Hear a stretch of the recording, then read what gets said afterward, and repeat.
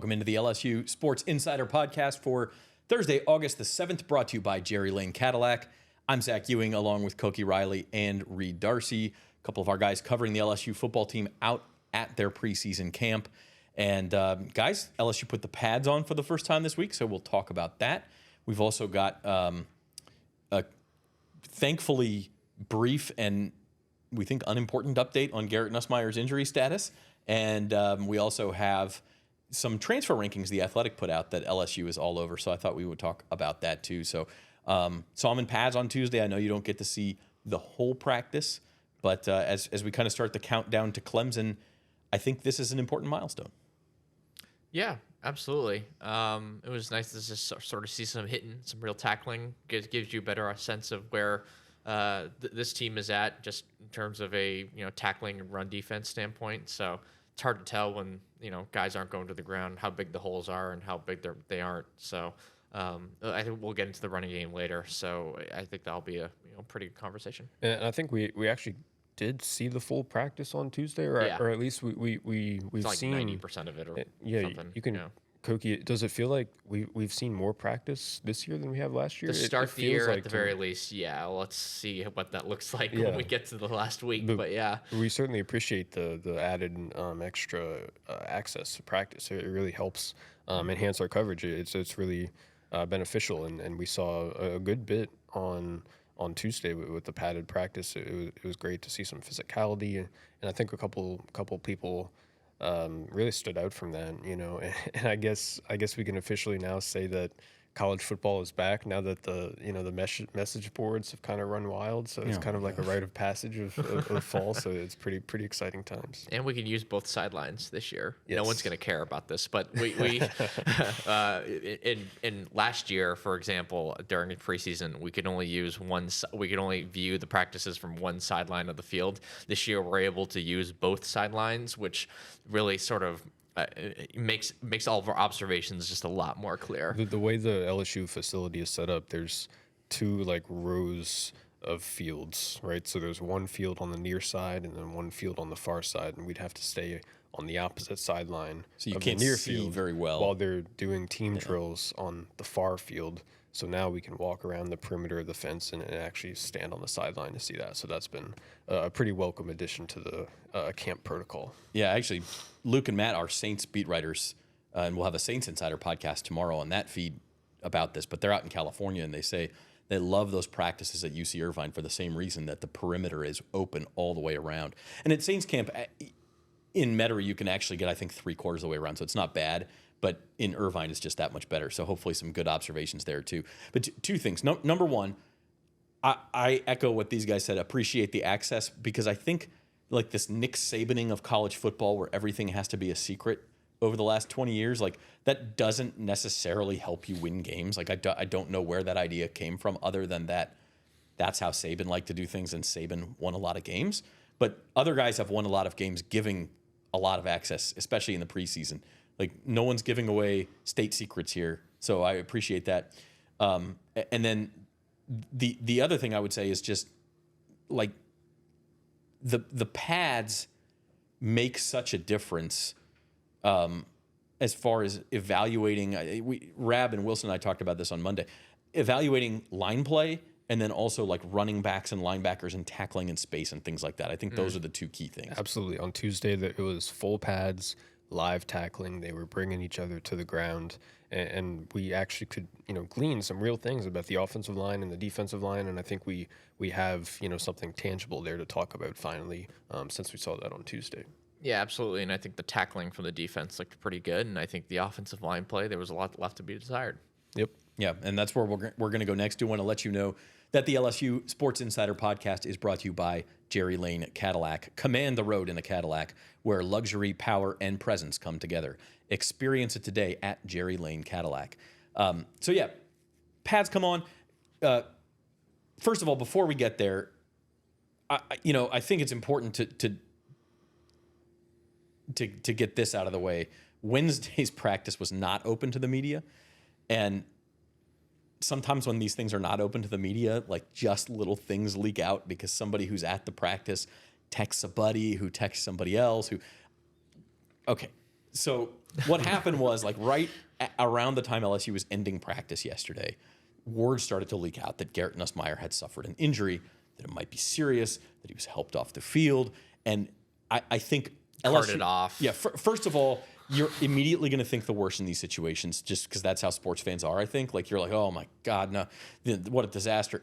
And second of all, maybe a little more logically, a quarterback is not, even in pads, is not allowed to be hit in practice, right? Which means that if Garrett Nussmeier suffered an injury, it was almost certainly a non-contact injury.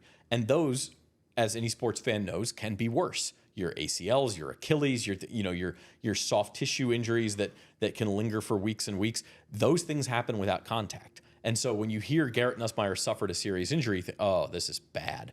Like, best case scenario, he's not back for a month. What are we going to do? Well, it turned out that, according to our sources and a story that Wilson wrote yesterday, it was all a little bit overblown. Like, Garrett Nussmeier tweaked something was the verb that was used, and he was, we think, held out the rest of practice, but it's not expected to be a long-term thing. It was more of a precaution. Like, we think he's okay. And the message boards kind of just ran wild with it. It's a tale. It was a college football tale as old as time. The message boards just go crazy and things start to snowball and the rumors get out of control. And so just pump the brakes a little bit. We think he's okay. We'll find out for sure tomorrow, because that's when we're back at practice and we get to see exactly what we're doing. And we also get to talk to Joe Sloan, the offensive coordinator. So he'll be able to provide some tangible, real information of exactly what happened and exactly how much, if any, time Garrett Nussmeier is going to miss is with whatever this mystery kind of tweak injury it is that he suffered. But it's August, it's camp. It is no contact with the quarterbacks. They all have the red jersey on, but we have seen a couple times in practice, just from the rush, bodies colliding. A couple of the quarterbacks, including Nussmeier, have taken a little fall here. They've kind of been knocked on their rear end a couple times. Nothing too crazy, but that kind of stuff does happen. So we no point in speculating, but it doesn't seem like a very big deal. Yeah, it seems like he's fine, and we can go back to business as usual, because yesterday was kind of a freak out day, I guess. There was like a good hour there where the sky was certainly falling in LSU football. My Twitter feed was falling as well. Yeah. But it all turned out, we think, again, not going to get to see practice again until tomorrow. I'll tell you what, we will have, and if Garrett Nussmeier is not practicing and/or seems like he's going to be out a long time, we will have an emergency pod tomorrow. Otherwise, for sure, next scheduled pod is Monday. So if you don't hear from us, no news is good news. Yeah, but to your point, Reed, like, guys can get, Justin Fields got stepped on by one of his linemen early in Jets camp and had like a dislocated toe. He's going to be fine. Things do happen that are not serious. It's not like any quarterback injury has to be serious. But we also, the J.J. McCarthy from last year, horror stories. Every year some team has that happen to them. And obviously for LSU, that's the one position where, no offense to Michael Van Buren, but you can't have that happen and meet expectations for this season. Exactly. Yeah, and Michael Van Buren was a guy who they thought who would come in and it would be a very high quality SEC backup because of the fact that he started last year as a freshman at Mississippi State and showed a little bit of promise.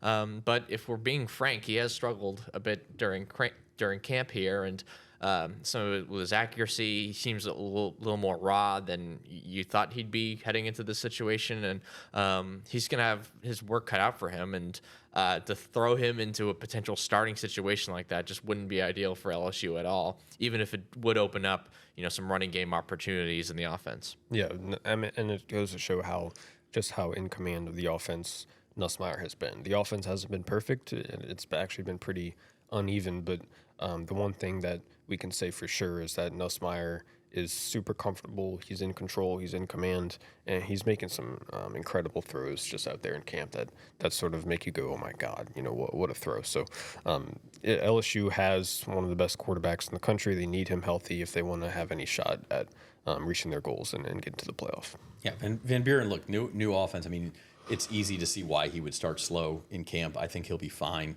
but he's not Garrett Nussmeier. I mean, let's just be honest about that. So that's our injury report. It's brought to you by the Baton Rouge Clinic, your trusted healthcare provider in the heart of Baton Rouge. Whether you're in need of primary care, specialist services, or urgent care, the Baton Rouge Clinic has you covered with a team of dedicated and experienced professionals. Visit BatonRougeClinic.com to learn more or to schedule your appointment today. The Baton Rouge Clinic, caring for generations. All right, we're going to branch out and talk a little more reaction from padded practices and also go through these transfer rankings and everything else when we come back on the LSU Sports Insider podcast right after this. You know how far I've gone, now I'm home again. I'm feeling more alive these days than I've ever been. At the Baton Rouge Clinic, our sole focus is to provide exceptional health care for your entire family so that you can get back to doing what you love most.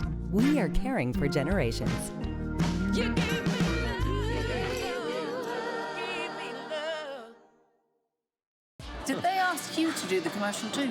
Yeah, but they just gave me one line. Bet like a Caesar. Like, we're gonna sit here and we're gonna tell them how Caesar's Sportsbook is just so easy to use that you can watch and bet thousands of sports events, even some NFL games. They'll probably show us betting on our favourite players and teams at all the Vegas hotspots too. Like, we have time for that montage. I told him I couldn't do it. They couldn't afford me. I think the biggest thing that separates us is our people. We have a really amazing staff that really care about their customers, really care about our product. At Jerry Lane Cadillac, we value trust and transparency above all else. We have a little bit of something for everyone. So whether it be the 2025 Escalade, any of the smaller crossover vehicles, the XT4, 5, and 6, we've also got a wide variety of new EVs, including the 2025 electric Escalade IQ. I think the product lineup right now is the best that it's ever been in Cadillac. Welcome back to the LSU Sports Insider podcast. It's Thursday, August the 7th. We are brought to you by Jerry Lane Cadillac. Continuing some of our first padded practice takeaways. Again, just one practice we saw, so, take it with a grain of salt. But Reed, you mentioned this. Certainly the first day in pads, and I think this continues a theme even from some of the non-padded practice, the shells and shorts type days. Like the D-line seems to be ahead of this offensive line. It was a rough day for the offense. The offense overall, it's had some good moments. It's had some good days, but overall, over the 6 practices or so, we've seen most of it. It's been pretty uneven, and I think that starts with the offensive line. There's been times where quarterbacks have been under pressure. There's been times where Garrett Nussmeier hasn't exactly had enough time to complete a throw. There's been times where the running game hasn't had the consistency that you're looking for. And there's been some long runs. Like on Tuesday, Caden Durham broke off a 40-yard touchdown, a 45-yard touchdown. That was really the highlight of the day for the offense. But overall, it was a struggle. There was a lot of negative plays that really forced the offense behind the chains and forced them to get out of rhythm. So the defensive line definitely won the day. We saw nice plays by Jack Pyburn, the Florida transfer. He really popped a couple tackles for loss. Bernard Gooden, once again, we keep mentioning his name. He's been a guy who's really standing out through the first few practices or so. He's got great get off, super quick, super agile, and has done a good job of finding his way into the backfield. So the defense most definitely won the first padded practice. But as things have gone, throughout this preseason camp, Wilson has talked about this. It's kind of been like, okay, the defense has a good day, and then the offense responds and has a good day, and then the defense responds to the offense. So it's kind of been a trade-off there. So we'll see exactly how things look on Friday. But right now, I would say that things are uneven now on the offense, and that the defensive front is certainly has an edge through the first week or so of camp. Yeah, I wouldn't say it's the weapons. The weapons have looked pretty good, especially when you sort of get into these one-on-one drills, when they're going up one-on-one against a corner or a safety, usually the receiver's winning.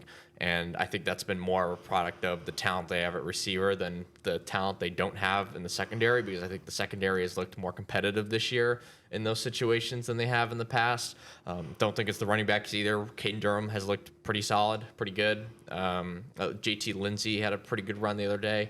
Harlem Barrow looks really, really small out there. He does. That's one. I guess that's one thing to sort of monitor. But he's obviously got the speed and the quickness. Terrence Sproles looked small his whole career. And worked out okay. So they just haven't given him a lot of space to operate. It seems like in this offense, he's been most of his carries and most of his action have been runs in between the tackles, and we just really they haven't really run a whole bunch of design plays for him or a bunch of screens. So we really haven't been able to see his speed and quickness out in the field.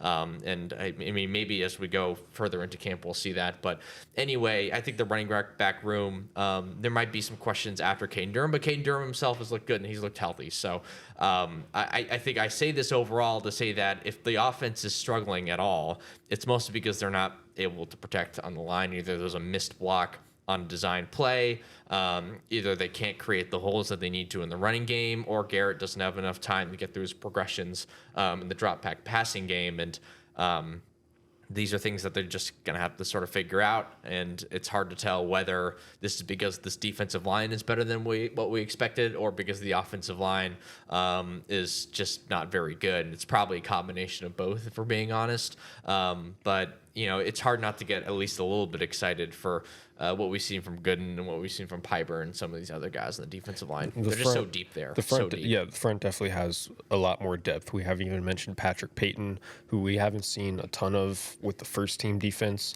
It seems like Brian Kelly, based on what he said on Tuesday, they're trying to bring him on a little bit slowly, trying to get him acclimated and slowly ramp up his reps. Either way, I think it's going to be a rotation, both on the edges and on the interior, just to move the pieces around and give Blake Baker different kind of fronts. He likes to mix things up based on the down and distance, based on the situation of the game. So, I don't know if we'll have, a set group of starters on the defensive line. There's going to be pieces moving in and out. But yeah, it's definitely deeper than it was last year. Definitely have a lot of guys who can win in a number of different ways. And that's going to be a challenge for an offensive line that has 4 new starters and the only returning starters playing a new position. And you've got guys moving in and out. We're still seeing Paul Mabenga and DJ Chester rotate at guard. We're still seeing some movement there. We've seen a little bit, I believe, if I'm not mistaken, correct me if I'm wrong, Koki on Tuesday, Josh Thompson came out for Cohen Eccles at left guard for a couple of reps there. Played a little bit with the first team. So they're experimenting a little bit, especially with the guards. It certainly seems like the tackles and the center are kind of set. But it's the interior, the 2 guards, I think they're still trying to play with and still trying to toy around with. Yeah, I don't think we're going to get an answer to this question until August 30th, like a definitive, and maybe not even then, because Clemson's D-line is really good. But is it, that sort of age-old camp question of, well, the defense is winning. Does that mean the defense is good, or the O-line is struggling, or is it both? And I mean, like, I think the really good thing would be if LSU's O-line holds up okay against that Clemson defensive front. That's really good, because that means that not only are they pretty good, but the defensive line that's beating them in practice is really good also. And so then LSU maybe is in line for a really good season. Flip side, of course, if Clemson gives you problems, then maybe that means your D-line isn't quite as good as they looked in practice as well. So I don't know. I mean, we're not going to be able to tell. It's difficult, but I do think it's to be expected that the D-line would be ahead of the O. It's just more experience. You've got and you've got more proven players on that side of the ball. Yeah, exactly. And I think with this defensive line, we mentioned Gooden already. You're bringing back Jacoby and Guillory, who's now a 6th-year player. Jamari Butler is another veteran 5th-year guy who's going to rotate in at the edge spot. Part of my point is, like, this is an old unit. This is a unit that has a lot of different types of defensive linemen on the edge and on the interior. They also have young guys that are sort of coming up and working into roles, like Gabriel Rutherford on the edge, Dominic McKinley on the inside, Ahmad Bro taking another step forward after playing a lot last year as a freshman. We haven't even mentioned Sean Washington. Kalaj Cobbins got a first-team rep yesterday. Edge rusher. That's a guy who didn't see the field at all really last season, but I think they want to put him in on obvious passing downs maybe as some extra juice on the edge. They've got a really interesting roster and they got a very deep group. I guess the one maybe slight question mark you have is on drop back passing situations against good offensive lines.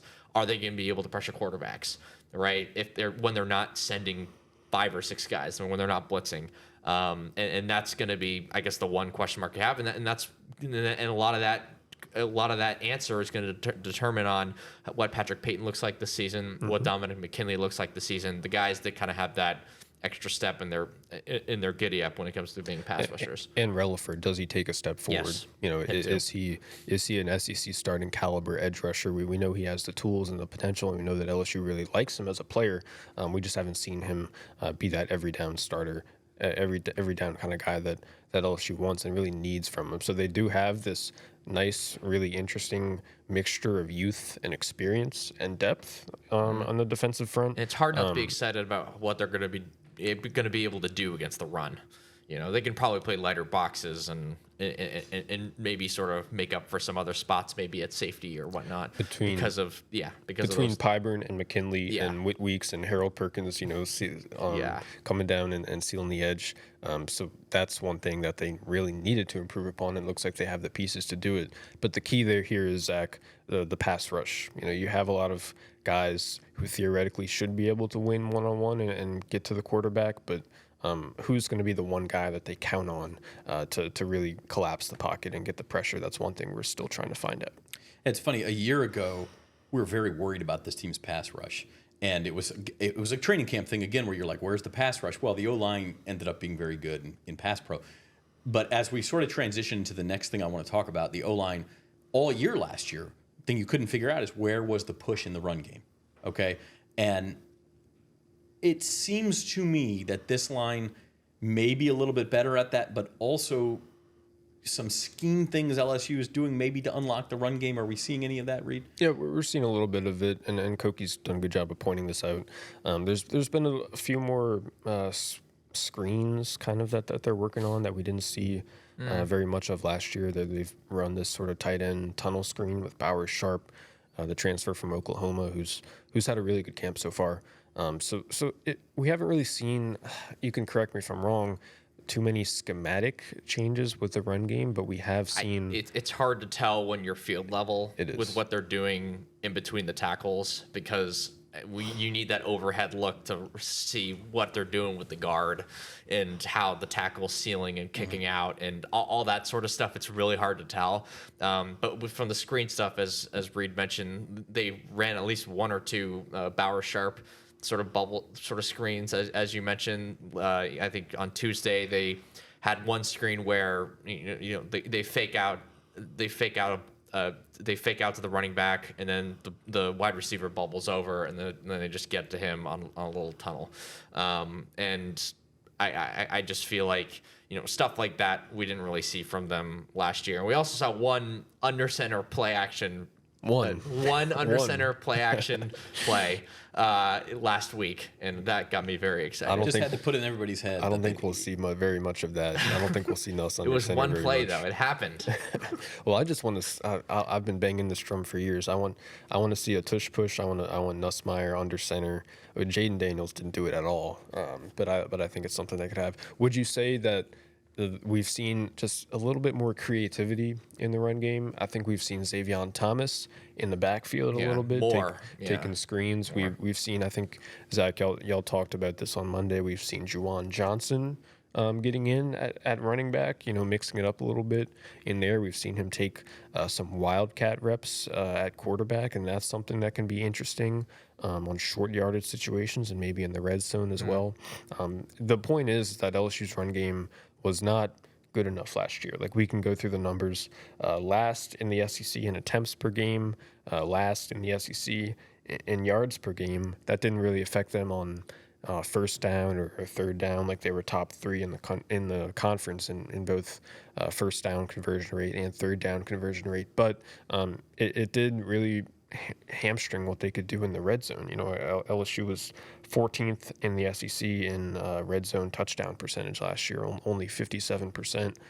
Having a good, diversified run game, creative run game can help you take some pressure off Garrett Nussmeier in those situations, and that can really help the offense go to our next level.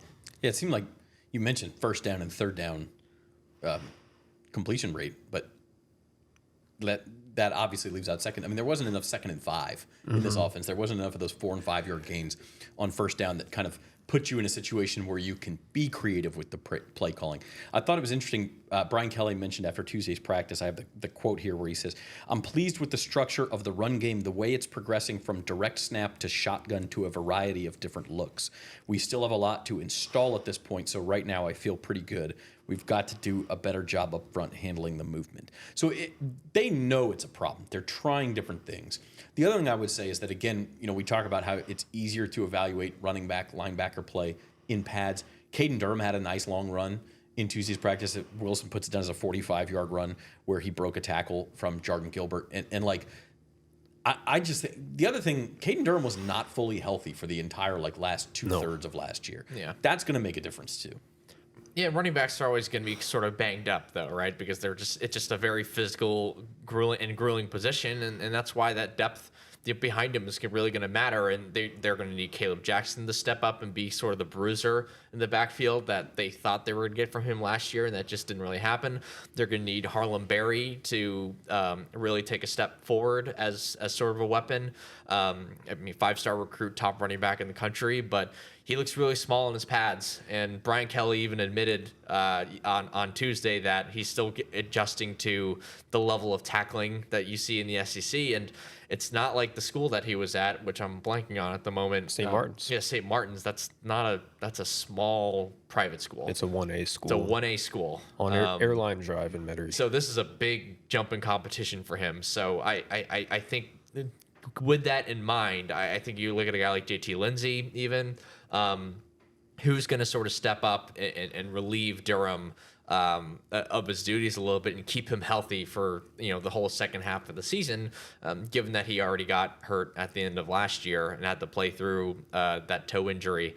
And just when it comes to the running game in general, we can talk about screens, we can talk about Juwan Johnson, those are kind of gadgety change-ups, for not even change-ups, just sort of gadget pitches that Joe Sloan can go to that can be somewhat of a run game. At the end of the day, they have to be better between the tackles. Absolutely. They have to be able to get 4, 5, 6 yard chunks on those runs, I guess up the middle, whatever you want to call them. And I think a big part of that has to do with Alex Atkins and sort of the schematic changes that he can put into this offense. But even more so than last year, what makes this year different is that guys are going to have to prove that they can do it. I mean, last year's offensive line, we were just sort of expecting them to really sort of step up and dominate up front because of all those returning starters. This year, you don't have that benefit of the doubt. You don't have that proven talent. So, what is it going to look like with, yes, you might have a better schematic base, but can the guys actually go out there and execute it? And I'm glad you brought up Alex Atkins because he is the run game coordinator. Last year, he was Florida State's offensive coordinator, and because they had such a disastrous season, he was, he was fired there. They overhauled the staff. LSU didn't have a run game coordinator last year, right? So he's going to come in, and we probably won't see this until the games actually start, his imprint on the run game. What is the Alex Atkins touch? What is he bringing schematically wise to the run game to change things? I absolutely think it was a priority for LSU in the offseason to do things to bring out the best in the run game because it just put too much pressure on Garrett Nussmeier and his arm last year. When you go back to hiring Alex Atkins, to getting Bauer Sharp out of the transfer portal, a guy who can run block, an extra tight end who can run block, to bringing in Harlem Berry and JT Lindsay, just adding that, and then moving Juwan Johnson to quarterback and mixing in some Wildcat packages. I really think it's been a priority for them. We just have to see how it all comes together. As Koki was mentioned, can the 3 guys on the interior offensive line, whoever they are, whether it's Braylon Moore or DJ Chester or Josh Thompson, can those 3 guys create the kind of push that LSU needs to get those dirty 3-4 yards that they're going to need to keep the offense going? Maybe this wasn't the case for Florida State last year, but schematically they had a very different run game than LSU has had really since Brian Kelly has been there, right? I mean, if you watch those games where they faced LSU 2 and 3 years ago, guards were pulling all over the place. It was double teams, and you pull up to the second level. It was just a much more, I guess, downhill and intentional rushing attack, where the LSU rushing attack when it was at its best with Jaden Daniels, kind of had that deception where you had Daniels, who was an elite running back on his own. It was a more zone, right? A lot of inside zone. They were not running as much zone at Florida State. So, like, how is he going to be able to implement? How is Atkins going to be able to implement what he does with what Joe Sloan's been doing now as LSU's offensive coordinator, but even before that as LSU's quarterbacks coach and as someone who had at least some sort of imprint in the offense under Mike Denbrock? Like, how are they going to marry those two schemes together? That's going to be really interesting to see, because they're going to need more of what Atkins does, and they needed more of what Atkins does last year when they didn't have that threat at quarterback. Yeah, I mean, a run game, boy, you talk about the defensive line, the pass rush that LSU will face against Clemson, and also in most of its SEC games, but, you know, particularly like Florida, Alabama, Texas A&M, they have NFL dudes at edge rusher. A run game is huge in making those guys pause or take a step back before they can rush the passer. Could really unlock this whole offense. So. And the last thing I just want to mention with this is, like, we were looking up the number. Reed and I were looking up the numbers earlier, and LSU was last in the country in rushing attempts per game. Last in attempts and yards. They were last in attempts and they were last in yards. Yards per game, they were like 11th, which is not good. Don't get me wrong, but you saw that this team, they just didn't run the ball enough, and when things weren't going well, they abandoned it. They were last in yards per game. They were around 11th in yards per carry. Yeah, yes, that's the more accurate statistic. But they weren't trying to do it, in other words, because Yeah. it was not effective enough on a down-to-down basis. But you have to sort of stick to it at some point, right? Like, even if it's not working in a down-to-down basis earlier in the game, you have to go to it at least somewhat in the third and fourth quarters. Oh, I think they're going to have to this year. Well, right? this Like, year, yeah, they're going to have. I just, especially, you know, that Clemson game, I'm saying, like, if LSU can run the ball, my personal, like, odds of them winning the game go way up. I just, if you could tell me they're going to run for more than 100 yards that night, I'd start to feel a lot better about that game than maybe I do right If now. Nuss has to throw 35 passes, that's a bad sign. against that defensive line. Or even dropbacks, because he will get sacked. If they can sit back and pin their ears back and know that Nuss is going to be throwing that many times, they're going to get sacks, and that's going to change the game. And Joe Sloan just needs to do a better job of mixing in the run with the pass, marrying those two concepts together, and just sort of letting those two sides of the offense sort of work off each other. Because last year there were just too many instances where they just had to go to the pass because they weren't able to successfully marry the run game with that, because the running game was too predictable, and it was just there wasn't that harmony between those two sides, and those two sides of the offense, and they were just too reliant on a pass game that was excellent, right? Their pass game was excellent last year, especially considering how poorly they ran the ball. So if they can find a way to marry those two concepts together, then it's going to be it could be a really scary offense. You're watching the LSU Sports Insider podcast. It's brought to you by Jerry Lane Cadillac. Command the road in a Cadillac, where luxury, power, and presence come together. Experience it today at Jerry Lane Cadillac. One more segment I want to get to today, and first I want to let everybody know that you should be subscribed to the LSU Sports Insider YouTube channel. Hit the like button while you're there. Leave a comment about what you think about the run game or anything else. And we're posting some practice highlights when we can get them, and 2 shows a week basically from now till the end of the school year. Just maybe Christmas week we go down to 1, but that's going to be about it. We will be with you twice a week and have post-game shows for most football games, make it 3 times a week during football season the rest of the way. So keep it locked to the LSU Sports at NOLA.com YouTube channel. Last thing I wanted to get to, the Athletics' Bruce Feldman, who is as well connected as anybody. You could throw out a couple other names, but he's right up there with anybody in the country as far as college football and his sourcing and knowledge. Released his list of the top 100 transfer portal additions today. Okay, and LSU's got quite a few names on there, as you might expect. You can check it out at The Athletic. Yes, it's behind a paywall, so you decide whether that's worth it to you or not. But I will tell you that the name that was far ahead of any other LSU transfer surprised me a little bit. But Wilson and Rab mentioned him on Monday, guys, and you've been out at practice. AJ Halsey is popping. Yeah. He's popping for the Athletic at the very least. He's at number 6 on their in list. The nation. He hasn't really been popping at camp, though. You don't think so? Okay, because Rab and Wilson, I think it was Rab mentioned him as like, he is standing out to me. I just haven't. We haven't seen. My thing is, I haven't seen a whole lot of him because LSU is rotating the safeties so much. Yeah. We fully expect the two favorites to start at safety are AJ Halsey and Tamarcus Cooley, the two transfers. But LSU is rotating the safeties more so than any position group on the team. There are basically 5 guys that are splitting first-team reps. It's the 2 transfers, and then it's Deshaun Spears, Jordan Gilbert, and Javian Toviano. So Toviano's kind of out of the rotation now, so it's more 4, honestly. Oh, well, Toviano kind of started in that when we first started camp, and now they've sort of pulled him out of that group of 5 and turned into a group of 4. So because of the rotating, we haven't had a chance to see a good extended look at him, and also they just put on the pads, and we saw one practice with that, so he hasn't really had a chance to make any live tackles. So yeah, he's clearly one of the crown jewels of this transfer portal class. We just haven't seen a whole lot of him up close on the field yet. Yeah, it's interesting to me. Sometimes these guys just don't pop in camp, but they're just gamers, right? And Halsey may be that guy, but he led Houston in tackles 2 years ago and led the AAC in interceptions last year. So he can kind of do it all. And the way, and it's not just Bruce Feldman, Sam Kahn Jr. and Manny Navarro also are bylined on this, so I want to give them credit too. But the way Bruce does a lot of this is he knows so many assistant coaches throughout the country, so many scouts, and he'll just call them and say, what do you think?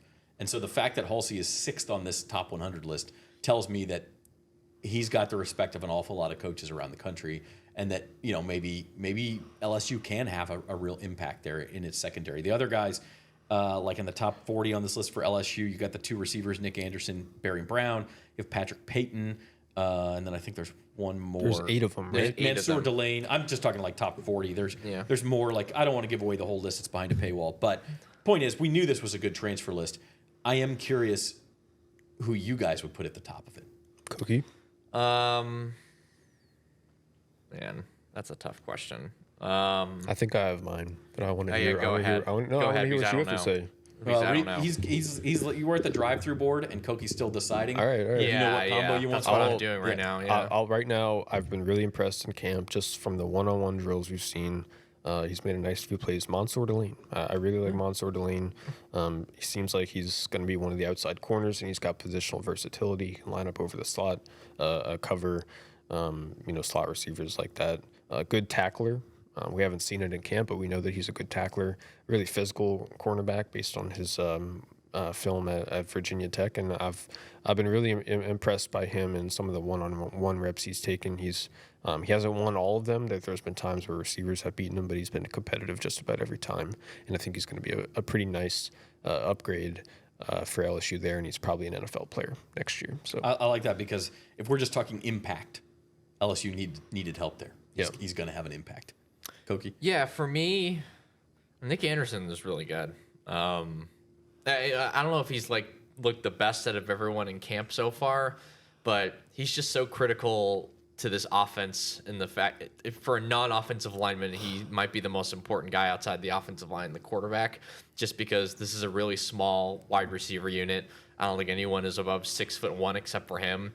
And you've seen his physicality when he's gone up in these one-on-ones against poor Ashton Stamps or whoever, and he's just winning every single time because he's got the length, he's got the size, and he's a pretty good athlete. So I think he's just very, very critical in terms of a guy who can really beat that press man coverage and be really physical on the outside, because they need more of that physicality really across the offense, and he's just very, very critical for them. And he needs to stay healthy. Like, that's the thing with him, right? I mean, he's had that car accident last month in which he got off to a slow start for this preseason. He's coming off of the hamstring injury. He missed all of last year.